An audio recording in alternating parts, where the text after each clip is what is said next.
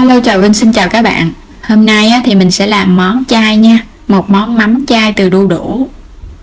Rất là dễ làm mà ăn ngon lắm luôn á. Mình để nguyên một tháng luôn, ăn vẫn ngon, giòn và nó thơm, đặc biệt lắm luôn.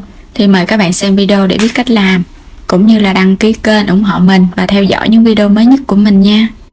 Đầu tiên thì mình sẽ chuẩn bị nguyên liệu. Thì mình có ở đây một trái đu đủ nè. Đu đủ này thì các bạn chọn cái trái mà nó còn mũ và xanh vậy nha, thì ở trong ruột nó mới giòn ngon. Một củ cà rốt dừa dừa, một trái khóm. Khóm này thì các bạn thích ăn nhiều thì dùng nguyên trái, không thích thì dùng nửa trái cũng được.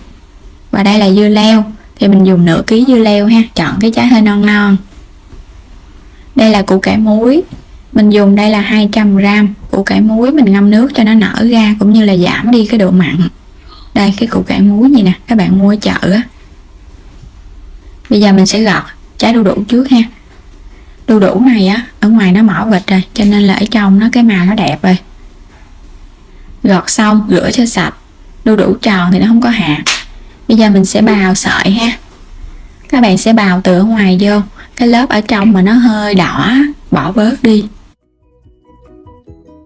Đây mình bào xong hết rồi nè, được bao nhiêu đu đủ nè.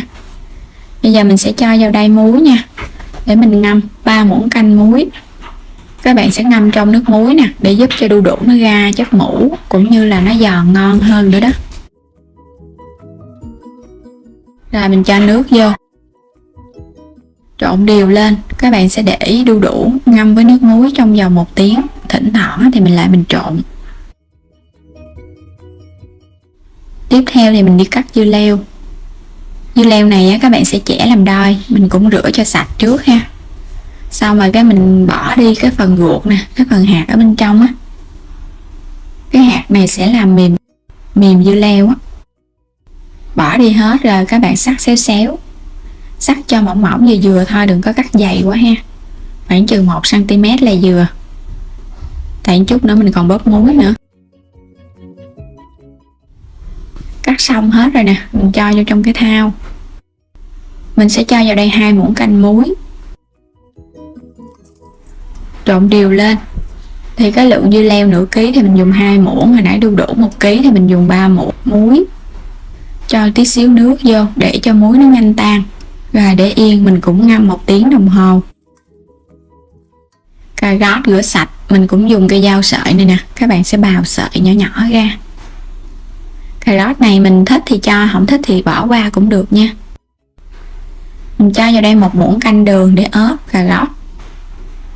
Cà rốt mà các bạn ướp đường á thì nó giòn ngon và nó không có bị ra màu nữa đó.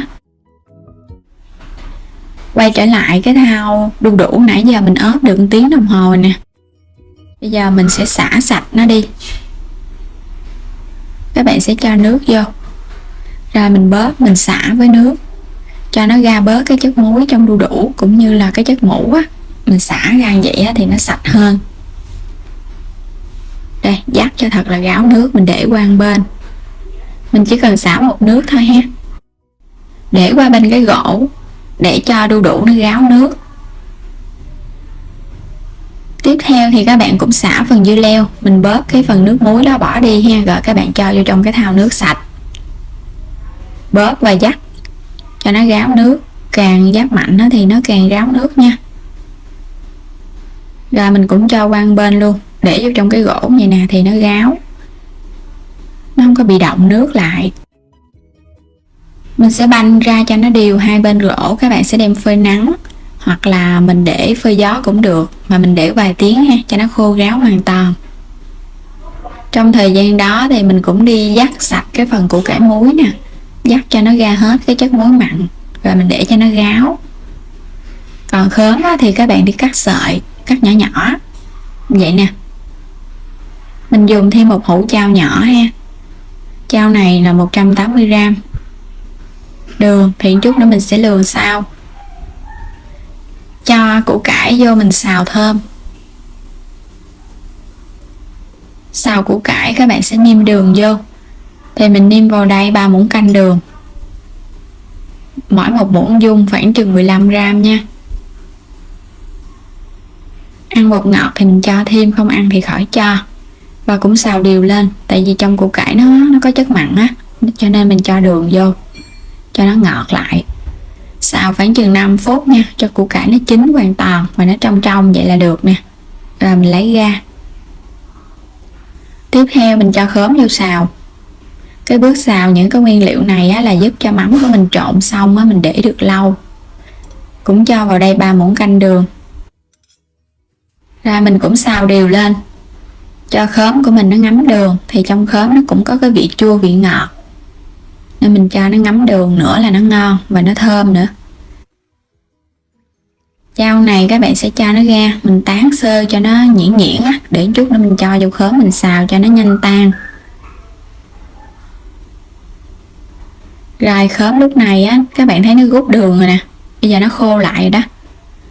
Các bạn sẽ cho hết chao vô. Chao á, mình trộn vô trong mắm nó thơm lắm, và cái vị mặn cũng vừa nữa. Xào cho nó ngấm đều lên. Rồi vậy là được rồi ha, nó sôi bùng trở lại, các bạn tắt bếp luôn. Rồi mình để đây chờ cho nó nguội. Quay trở lại đu đủ, mình đem phơi nắng được 3 tiếng đồng hồ. Bây giờ đu đủ nó khô hoàn toàn vậy nè, không còn nước nữa. Dưa leo cũng vậy, nó khô ráo. Nếu các bạn có nắng nhiều hơn và thích nó giòn hơn nữa thì mình phơi nguyên ngày luôn cũng được. Bây giờ mình cho vô mình trộn nha. Thì miễn sao mà những cái nguyên liệu của mình nó khô ráo để mình bảo quản được lâu, khi mà mình trộn nó ít ra nước. Vậy thì mắm nó sẽ ngon. Cho hết phần cà rốt vô luôn. Cà rốt mình ốp đường nè, mình cho vô luôn. Củ cải, khóm, xào với chao. Và đây là thính gạo nè. Thính gạo này thì mình mua sẵn ở chợ, những cái chỗ mà bán đồ trụng bì á. Mình cho vào đây 2 muỗng canh nha. Có thính gạo rang vô thì nó sẽ thơm lắm. Nếu làm ở nhà thì các bạn lấy gạo á, mình rang cho nó vàng thơm, rồi cho vô cõi mình xay cho nó nhuyễn ra, thì có được cái thính gạo. Trộn cho nó đều. Thì mình trộn xong mình nghe dậy lên cái mùi giống như là bì vậy đó, bì chai á, thơm quá trời luôn. Đây mình trộn đều lên rồi nè, nó ít có bị ra nước. Rồi mình sẽ cho thêm ớt băm vô, thích cay nhiều thì cho nhiều. Trộn đều lên. Có ớt băm vô thì mắm nó sẽ dậy lên cái hương thơm và nó cay cay cũng ngon. Mắm này trộn xong các bạn để nửa tiếng là mình có thể ăn được liền nha. Nó thấm vị, nó ngon lắm luôn. Và muốn ngon hơn thì mình để 1 ngày, qua ngày hôm sau thì mình ăn á, nó ngấm rất là ngon. Ngọt ngọt mặn mặn nè. Và đặc biệt rất là giòn luôn. Không có bị quá mặn. Cái vị ngọt mặn rất là vừa. Mình cho vô đây, cất vô trong tủ mát. Đây mình làm được nguyên một cái hũ bự vậy nè, hũ to đùng luôn. Mắm chay, vừa thơm vừa giòn, cực kỳ ngon. Thì mắm này các bạn ăn được liền nha.